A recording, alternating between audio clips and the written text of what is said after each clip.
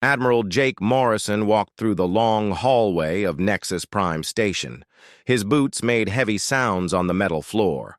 The walls were covered with symbols from 100 different alien races. Each symbol told a story of peace and unity. Jake had helped build that peace with human blood and human lives. Today, he would destroy it all.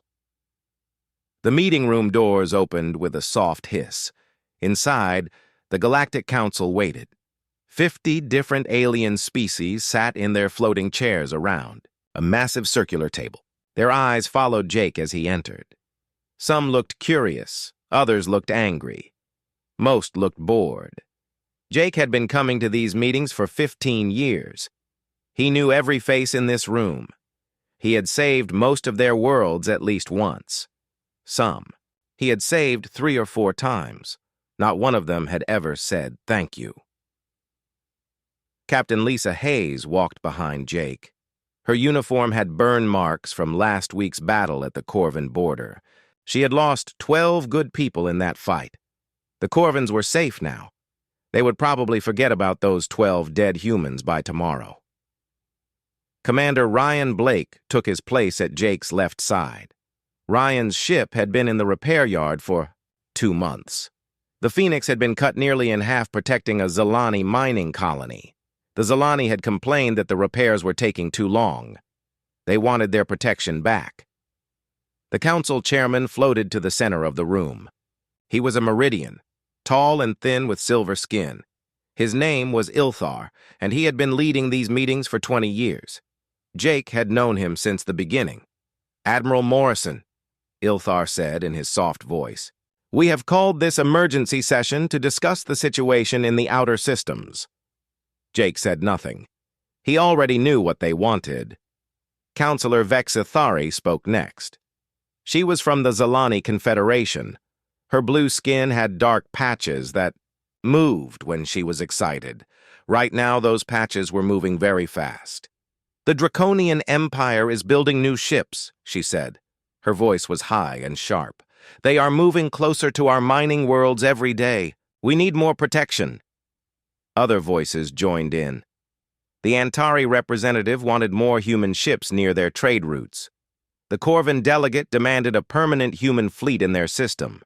The hive mind species said they needed human soldiers to train their warriors. Jake listened to it all. The same demands he had heard for 30 years.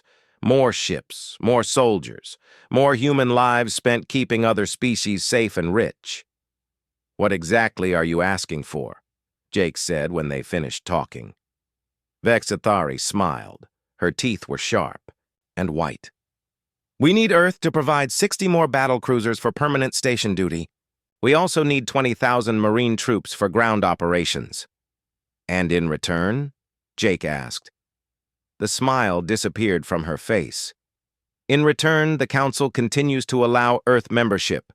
We continue to buy your food and materials. We continue to let your traders use our space lanes." Jake felt something cold growing in his chest. The same cold he had felt watching human bodies float in space after every battle. The same cold he felt reading casualty reports to families back on Earth. "Let us?" he said quietly. Vexithari's patches moved faster. "Yes, Admiral. The Council grants Earth certain privileges. Those privileges come with responsibilities." Lisa Hayes moved forward. Her hand was near her weapon. Ryan Blake's jaw was tight with anger. They had both heard these words before. "What if we refuse?" Jake asked. The room went very quiet. 50 alien faces stared at him. Some looked surprised. Others looked angry. A few looked scared. Counselor Threx of the Draconian Empire laughed. He was the only predator species on the council.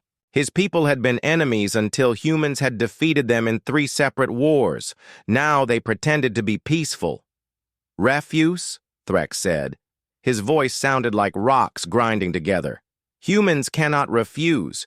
You are one species among thousands. You exist because we allow it." The cold in Jake's chest turned to fire. One species among thousands. He had heard those words so many times. usually right before being asked to send humans to die for people who thought they were nothing special. 1. Species, Jake repeated slowly. Yes, Vexathari said. She looked pleased that he understood. Earth has value as a military provider, but there are limits to that value. Other species could take your place if necessary. Jake looked around the room. 50 species who had never fought their own battles. 50 species who slept safely because humans died protecting them. 50 species who thought humans were replaceable. Tell me, Jake said, which of your species will replace us? Silence. The Meridians? They haven't fought a war in 500 years. The Antari? They don't even have a military. The Corvins? They surrendered to space pirates last month. More silence. The truth is, Jake continued, not one of you can do what humans do. Not one of you will charge into enemy fire to save strangers. Not one of you will die for people who call you replaceable. Vexathari's patches turned dark red. You forget your place, Admiral. No, Jake said. I'm remembering it. He reached up and grabbed the council insignia from his uniform. The small metal badge had been given to him 30 years ago. It showed a circle of stars representing unity and peace. Jake had worn it through 50 battles. He had bled on it. Good people had died defending what it meant. For 30 years, humanity has served this council, Jake said. His voice carried to every corner of the room. We have fought your wars. We have protected your colonies. We have kept your trade routes safe. We have died so you could live in peace. He held up the insignia. The metal caught the room's artificial light. And what have you given us in return? Permission to exist, permission to trade, permission to serve you until we die. Jake opened his fingers.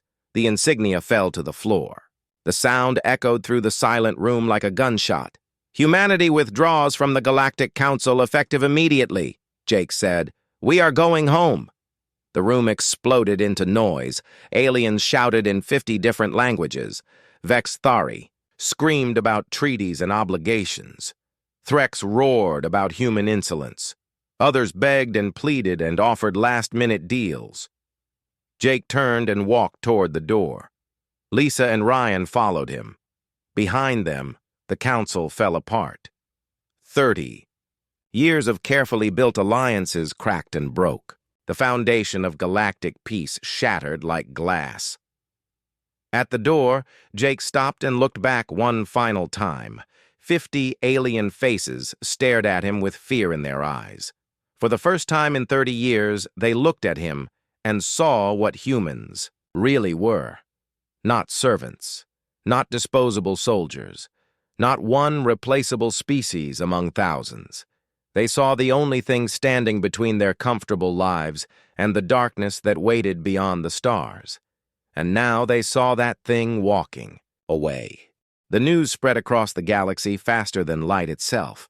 Within 1 hour of Admiral Morrison's declaration, every major news network was broadcasting the same impossible headline.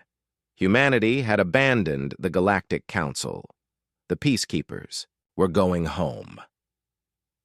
Fleet Commander Ashley Carter stood on the bridge of the Orbital Command Station above Jupiter. Through the massive viewing windows, she could see hundreds of human ships gathering in formation. Battle cruisers, destroyers, support. Vessels and troop transports stretched out in every direction. This was the largest military movement in galactic history. Status report, Ashley said to her operations officer. Lieutenant Ben Torres looked up from his control station. His young face was tight with concentration. We have confirmed withdrawal orders from 412 human vessels across Council space. The furthest ships are 6 weeks from home. The closest will arrive within 3 days. Ashley nodded. She had been planning this moment for years. Every human commander had secret orders locked in their ship computers. Orders that could only be opened with a special code from Earth Command. Yesterday, that code had finally been sent. Any problems with the alien governments? She asked. Ben's face darkened. The Zilani are demanding we honor our protection contracts. The Corvins are threatening to seize human assets in their space. The Antari are begging us to reconsider. And the Draconians? Radio silence. But our scouts report massive fleet movements toward former neutral zones. Ashley had expected this. The predator species had been waiting for 30 years for humanity to show weakness. They would not waste this opportunity. Captain Nina Rodriguez brought her heavy cruiser Vengeance through the hyperspace gate near Mars. Her ship had been stationed at the Zalani border for 2 years. She had watched Zalani merchants grow rich from trade routes her people died protecting. Now those same merchants were sending desperate messages asking her to turn around. "Captain," her communications officer called out, "we're receiving distress. Signals from the Corvin system. They say Draconian raiders are already moving in." Nina felt no satisfaction from the news. Good people would die because of this chaos. But those people had made their choice when they treated humans like disposable tools. "All human vessels maintain course for Sul," she ordered. "We are no longer responsible for alien problems." The hyperspace gates around Earth buzzed with constant activity. Ships that had protected alien worlds for decades were coming home. Each vessel carried stories of battles fought and lives lost for ungrateful allies. Each crew had friends buried in alien soil. On the bridge of the destroyer Phoenix, Commander Ryan Blake watched the sensor readings with growing concern. The galaxy was already falling apart. Pirates were hitting merchant convoys within hours of human ships leaving their patrol routes. Ancient enemies were mobilizing for wars that had been prevented by human presence. "Sir," his tactical officer reported, "we're tracking insectoid hive expansion fleets moving toward the Antari colonies. They launched 6 hours after our withdrawal." Announcement. Ryan was not surprised. The hive had been contained for 15 years by human blockades. They bred fast and fought without mercy. The Antari were peaceful traders with almost no military. "It would be a massacre." "Send the data to Earth Command," Ryan said. "But we continue home." The hardest part was ignoring the desperate calls for help. Every human ship received hundreds of messages from alien governments they had once protected. The messages started as demands, then became requests, then turned into begging. Ashley Carter read through the latest batch of communications. The Meridian Council was offering humanity full voting rights if they returned immediately. The Zalani Confederation promised to double their payments for protection services. The Corvin Republic was willing to give humans permanent bases in their best systems. "Too little, too late," Ashley muttered. She had heard these promises before, usually right after a major battle when alien leaders feared losing their human protectors. The promises never lasted longer than the immediate crisis. Lieutenant Torres looked up from his station. "Ma'am, we have another situation. Refugee fleets are forming near the outer colonies. Civilians are trying to evacuate to human-controlled space." This was the part Ashley had dreaded. The alien civilians were not responsible for their government's policies. Many of them had been friends to humanity, but Earth's resources were limited, and the security risk was enormous. All human-controlled. "Space is restricted to human vessels only," she ordered. "Direct the refugees to other safe systems." "Ma'am? They say there are no other safe systems. The war fleets are moving too fast." Ashley closed her eyes for a moment. This was the price of peace. When humans provided security, other species never developed their own defenses. They had become dependent on protection they took for granted. Now that protection was gone, and they had no way to protect themselves. Captain Lisa Hayes brought her battlecruiser Defiant through the asteroid belt near Luna. She had been fighting alien wars for 20 years. Her ship bore scars from a dozen different battles. Her crew had suffered casualties protecting worlds that most humans had never heard of. "Captain," her first officer said, "we're receiving a message from the Nexus Prime Council chambers." Lisa almost smiled. "Let me guess. They want to negotiate." "Yes, ma'am. Counselor Ilther is requesting immediate talks. He says the council is willing to make significant concessions." Tell him to talk to Admiral Morrison when he gets back to Earth. We're done taking orders from aliens, the communications networks. Across the galaxy, we're overloading with panic messages. Stock markets crashed as traders realized their routes would no longer be protected. Colony governors sent frantic requests for emergency evacuation. Military leaders who had relied on human support scrambled to find alternatives that did not exist. On the Antari homeworld, millions of peaceful citizens watched the news with growing terror. Insectoid hive fleets were only days away, and their government had no way to stop them. They had always believed humans would protect them. The reality that humans owed them nothing came as a complete shock. The Zalani mining colonies went silent one by one as draconian raiders swept through their territory. The Corvin Trade Federation dissolved as member worlds fell to pirates and predators. The careful balance of power that human sacrifice had maintained was collapsing in real time. Back at Jupiter Station, Ashley Carter received hourly updates from intelligence sources across the galaxy. The news was uniformly bad. War had broken out in 6 different sectors. 3 alien governments had already collapsed completely. Refugee fleets numbered in the millions and were growing every hour. "Ma'am," Lieutenant Torres said quietly, "are we doing the right thing?" Ashley looked out at the human fleet gathering around Earth. These ships and crews had given everything to protect a galaxy that saw them as disposable. They deserved to come home to safety and respect. "We tried to be the galaxy's protectors," she said. "They treated us like servants.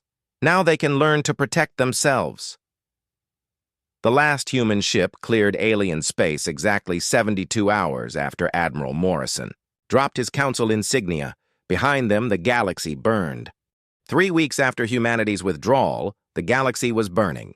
The Draconian Empire had seized control of 7 star systems in what they called a liberation campaign. The insectoid hive had overrun the Antari homeworld and enslaved its entire population of 40 million beings. Pirate fleets that had hidden for decades emerged like hungry wolves to feast on unprotected trade routes. On Nexus Prime Station, the Galactic Council chambers looked like a disaster zone. Half the seats sat empty because their occupants were either dead, enslaved, or fleeing for their lives. Those who remained argued constantly about solutions that did not exist. Counselor Ilthar of the Meridian species stood at the center of the room. His silver skin looked pale, and his hands shook as he spoke. "Fellow council members, we must face reality. Without humanity's protection, our civilization is collapsing." Counselor Vex Thari of the Zalani Confederation slammed her fist on her floating desk. Her blue skin patches had turned black with rage. "This is temporary chaos. Other species will step forward to fill the security gap. We do not need humans." "Which species?" asked Counselor Rex of the Corvin Republic. His people had lost 60% of their outer colonies to raiders in just 2 weeks. "The Meridians have not fought a war in 5 centuries. The Antari are extinct. My own people surrendered 3 systems without firing a shot." The truth hung in the air like poison gas. Every species in the council had grown soft under human protection. They had focused on trade, science, and culture while humans handled the ugly business of war and death. Now they faced enemies with no idea how to fight back. On Earth, President Matthew Baker sat in the Oval Office reviewing intelligence reports from across the galaxy. The news was uniformly terrible, but he felt no guilt about humanity's decision. These alien species had made their choice when they treated humans as expendable servants. General Patricia Hughes entered the office carrying a stack of urgent communications. She had been Earth's top military advisor for 10 years and had argued for withdrawal long before Admiral Morrison made his dramatic exit from the council. "Mr. President," she said, setting the reports on his desk, "we're receiving thousands of requests for military assistance. The Corvin Republic is offering us complete control of their defense forces. The Meridians want to hire human mercenaries at triple the old council rates. Baker picked up one of the messages and read it quickly. The desperation was obvious in every word. What about the Zalani? Hughes smiled grimly. Vexithari finally sent a personal message. She's offering humanity equal representation on the council plus veto power over all military decisions. The same woman who called us replaceable 3 weeks ago? The same one. Her mining colonies are gone, and draconian fleets are moving toward her homeworld. Apparently humans don't look so replaceable when you're facing extinction. Baker stood and walked to the window. Outside, he could see the orbital defense platforms that humanity had built to protect Earth. For 30 years, those defenses had been almost unused while human ships protected alien worlds instead. Any word from Admiral Morrison? He asked. He's still traveling back from Nexus Prime. His ship should arrive tomorrow. But, sir, we need to discuss the refugee situation. Baker turned back to face her. How bad is it? 40 million alien civilians are heading towards Sol System. Their governments have collapsed and they have nowhere else to go. Our outer patrol ships are tracking refugee fleets from a dozen different species. This was the part that made Baker's stomach hurt. The alien governments had treated humanity badly, but their civilians were innocent victims. Many of them had been friends to humans and had supported better treatment for human forces. What are our options? He asked. Hughes consulted her notes. We can accept them as refugees, but it would strain our resources severely. We can turn them away, but many will die. Or we can use them as leverage to force the surviving alien governments to negotiate better terms for humanity's return. Before Baker could respond, his communications officer burst into the room. Sir, urgent news from the outer systems. The Draconian Empire and the Insectoid Hive have formed an alliance. They're calling it the Conquest Pact. Baker felt ice in his veins. The two most aggressive species in the galaxy working together. This changed everything. Meanwhile, in the ruins of what had been the Antari capital city, Draconian soldiers herded, surviving civilians into transport ships. The Antari had been a peaceful species known for their art and music. Now they were slaves bound for insectoid breeding colonies. Draconian Commander Thrax stood watching the loading process. He was the son of Counselor Threx and shared his father's love of conquest. For years, human fleets had prevented Draconian expansion. Now nothing stood in their way. How many systems can we take before the humans return? He asked his aide. Intelligence. Suggests at least 20, Commander, maybe 30 if we move fast. The humans seem focused on defending Earth rather than intervening in our operations. Thrax smiled, showing his sharp teeth.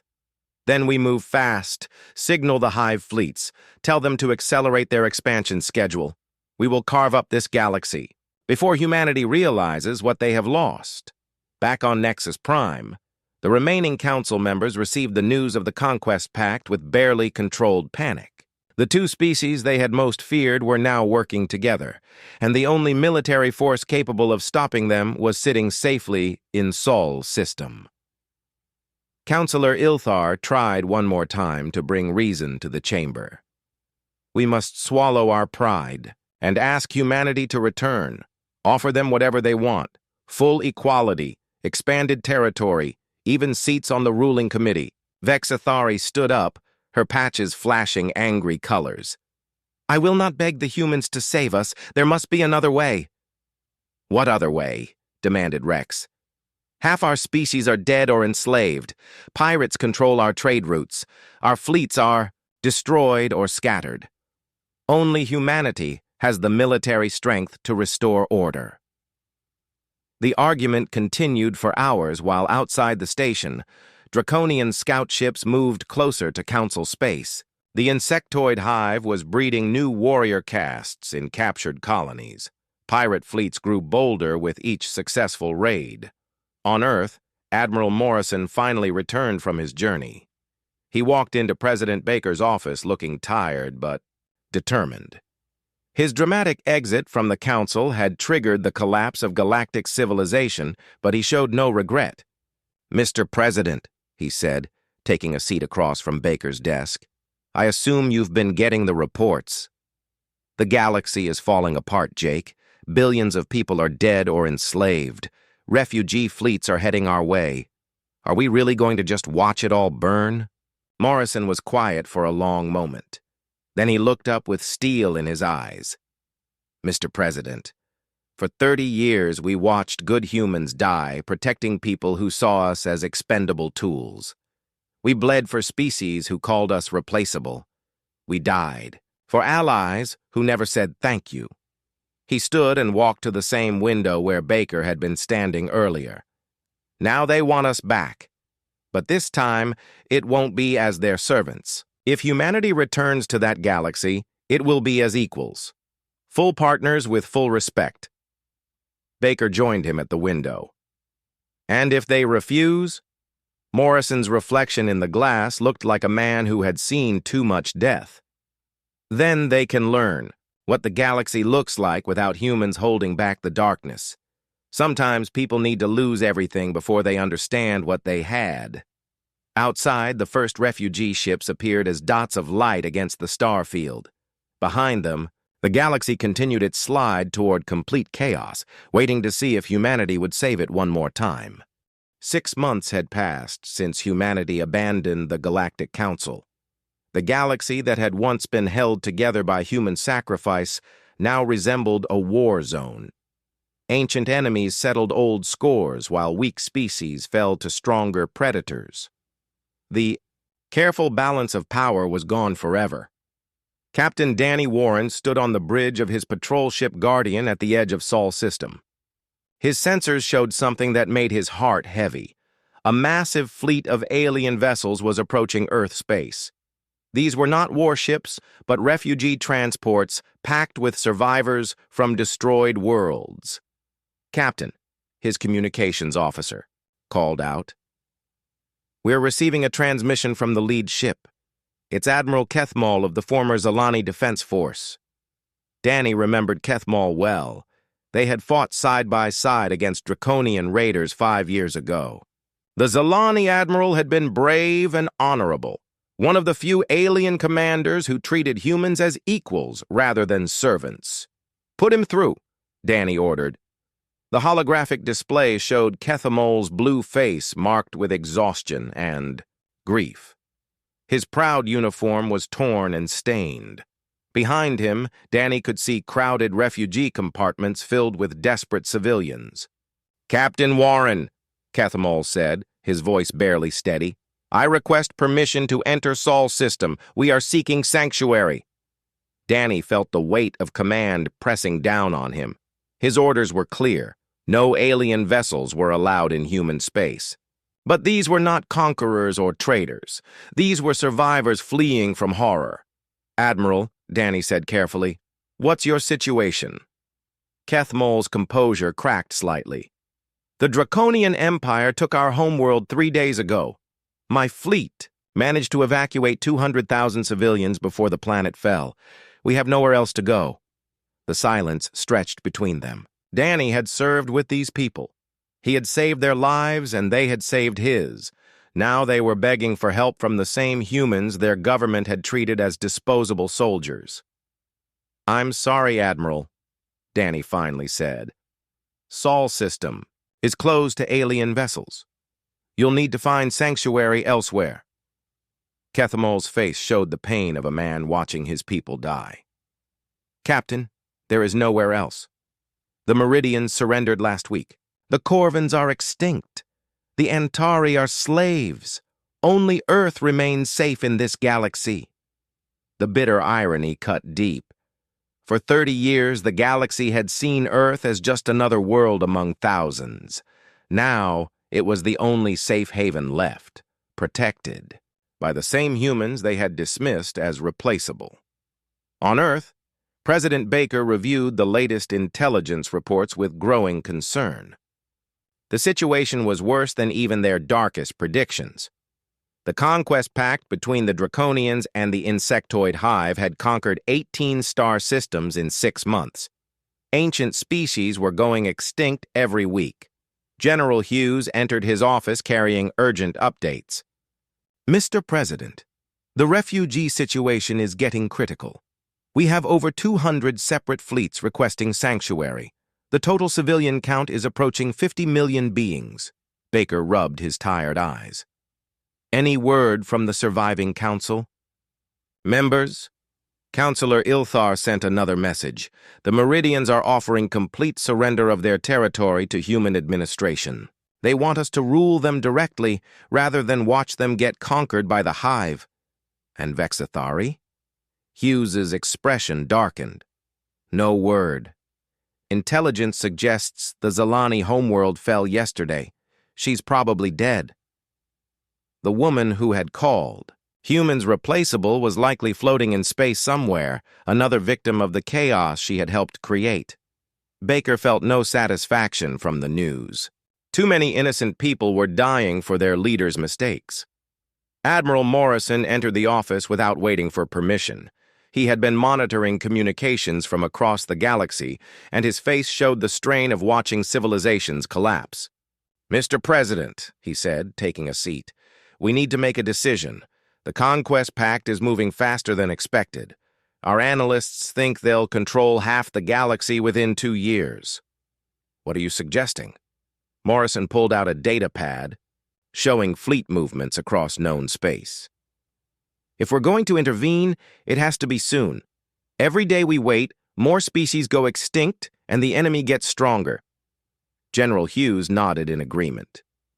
The Draconians and Hive are using captured populations as slave labor to build new ships.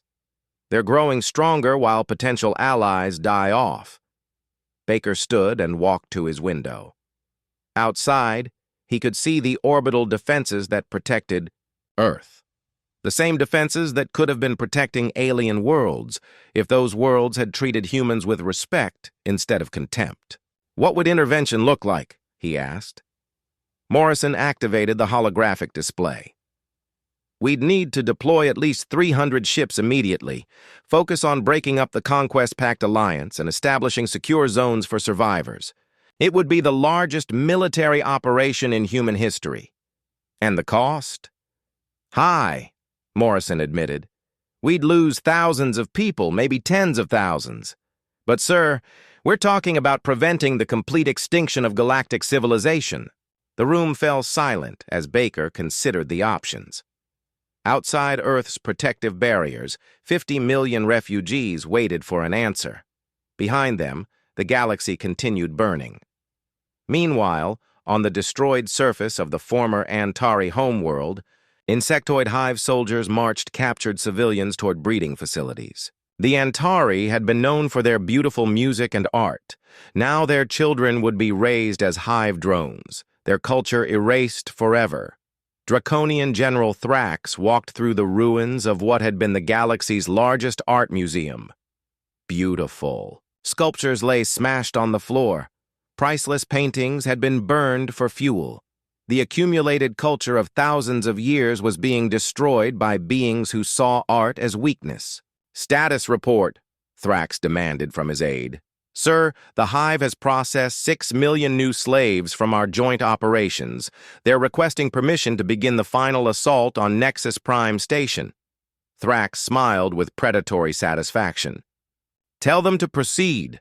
Once we control the former council headquarters, we can declare ourselves the new galactic government. Back in Sol System, Captain Danny Warren watched the refugee fleets growing larger every day. Ships from dozens of different species crowded at the edge of human space, hoping for permission to enter. Their desperation was obvious in every communication. His second officer approached with another message. Sir, it's from the Meridian refugee fleet.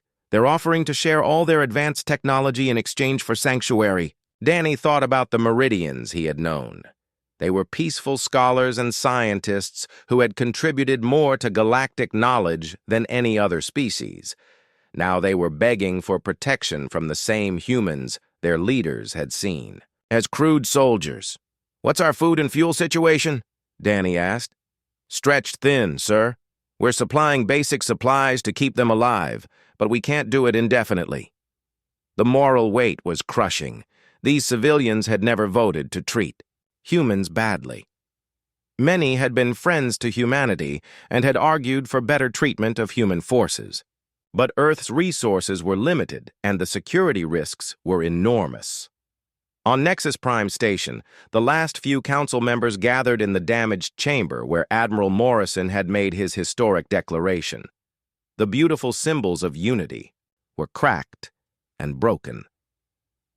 Half the floating chairs sat empty, their occupants dead or missing. Councillor Ilthar looked around at the ruins of everything he had worked to build. "Is there anyone left who opposes asking humanity to return on their own terms?" The silence was answer enough. Pride and arrogance had cost them their civilization. Now they would beg the humans they had dismissed to save whatever could still be saved. Outside the station, conquest-packed fleets moved closer every hour. Soon, even this last symbol of the old galaxy would fall to species that knew only destruction and conquest. The age of peace was ending in blood and fire, waiting to see if humanity still cared enough to stop the darkness from swallowing everything. 2 years after humanity abandoned the Galactic Council, President Baker stood before the Earth Senate preparing to make the most important decision in human history. The chamber was packed with representatives from every major colony and military, leaders who had witnessed the galaxy's collapse firsthand. "Fellow humans," Baker began, his voice carrying across the silent room. "We face a choice that will define our species for generations to come. The galaxy that once dismissed us as expendable now begs for our protection. The question is not whether we can save them, but whether we should." Admiral Morrison sat in the front row, his uniform bearing new decorations earned in defending Earth's borders. Next to him, General Hughes reviewed intelligence reports that painted a picture of complete galactic devastation. The Conquest Pact now controlled 60% of known space and showed no signs of slowing down. Intelligence Officer Kate Phillips approached the podium with her latest analysis. Her face was grim as she activated the holographic display showing current galactic conditions. "The situation is critical," she announced. "Our projections indicate complete civilizational collapse within 18 months. The Draconian Empire and Insectoid Hive have eliminated 43 species entirely. Survivor populations total less than 2 billion beings across all remaining worlds." A murmur of shock ran through the chamber. Before humanity's withdrawal, the galaxy had contained over 500 billion sentient beings. The scale of destruction was almost incomprehensible. Senator Robert Chen from the Mars colonies stood to ask a question. "Officer Phillips, what about the refugee fleets surrounding our system, currently holding at 68 million beings across 412 ships?" Phillips replied. "They're consuming our emergency supplies at an unsustainable rate. We estimate 30 days before critical shortages begin affecting Earth's population." The weight of those numbers settled over the chamber like a heavy blanket. 68 million desperate beings waiting outside Earth's defenses for a decision that might never come. Admiral Morrison requested permission to speak. He walked slowly to the podium, his weathered face showing the strain of 2 years watching the galaxy burn from a distance. "I was the man who walked away from the council," he said, his voice steady and clear. "I dropped their insignia on the floor and told them we were done being their unpaid soldiers. I stand by that decision completely." Several representatives nodded in agreement. Morrison's dramatic exit had been broadcast across human space and was widely supported. "But," Morrison continued, "we now face a different situation. This is no longer about protecting ungrateful allies who saw us as servants. This is about preventing the complete extinction of galactic civilization by forces that will eventually turn their attention to Earth." He activated his own display showing Conquest Pact fleet movements. The pattern was clear. After consuming The rest of the galaxy, they would inevitably come for humanity. The Draconians and Hive aren't interested in coexistence, Morrison explained. Their entire culture is built on conquest and consumption. Right now, they're busy digesting their recent victories, but once they consolidate control, Earth will be their next target. General Hughes stood to support Morrison's assessment. Our defensive capabilities are strong, but not infinite. Fighting the combined forces of 60% of the galaxy would strain even our resources. It's better to act now while potential allies still exist. The debate that followed lasted 14 hours. Representatives argued about moral obligations, resource limitations, and strategic necessities. Some demanded complete isolation until the galaxy sorted itself out. Others called for immediate military intervention to save as many beings as possible. Captain Lisa Hayes, now promoted to admiral, spoke for the military perspective. Every day we delay, our potential allies get weaker and our enemies get stronger.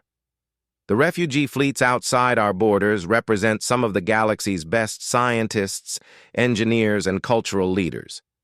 These are people who could help us build a better future. Senator Maria Santos from the Europa colonies disagreed. We've already sacrificed too much for aliens who never appreciated us.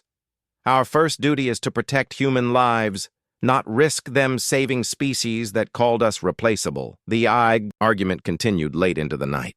Outside Earth's atmosphere, the refugee fleets waited with dwindling supplies and growing desperation. Their communications grew more desperate with each passing hour. Finally, President Baker called for order. We will vote tomorrow morning. Each representative will decide not just what's politically popular, but what's right for humanity's long-term survival. That night, Baker couldn't sleep. He walked through the White House gardens thinking about the choice ahead. In the distance, he could see the lights of the orbital platforms where refugee families huddled in overcrowded ships, hoping for mercy from the species they had once ignored. Admiral Morrison found him there near midnight. The two men stood silently for several minutes before Morrison spoke. Mr. President, I've been thinking about something Counselor Ilthar said 2 years ago. He called the Council a symbol of unity and peace. I laughed at him then, but maybe he was right about something. Baker looked at his old friend. What do you mean? Maybe the galaxy needs symbols. Maybe it needs someone willing to stand up to bullies and protect the weak, even when those weak have been ungrateful. Not because they deserve it, but because that's who we choose to be. The next morning, the Earth Senate reconvened for the final vote. Baker addressed the chamber one last time before calling for the decision that would shape humanity's future. We stand at a crossroads, he said. We can remain safe behind our defenses and watch the galaxy die, or we can act to preserve what civilization remains. But if we act, it will be on our terms. He outlined the conditions that had been developed overnight.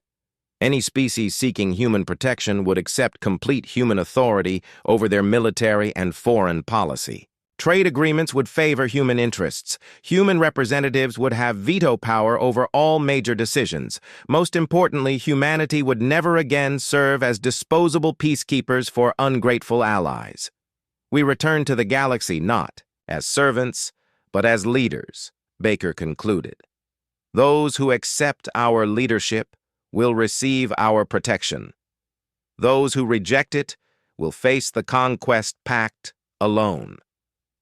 The vote was closer than expected, but decisive. Humanity would return to galactic affairs, but as the dominant partner in any alliance. The age of human servitude was over. The age of human leadership was about to begin. Admiral Morrison received authorization to begin Operation Renaissance within the hour.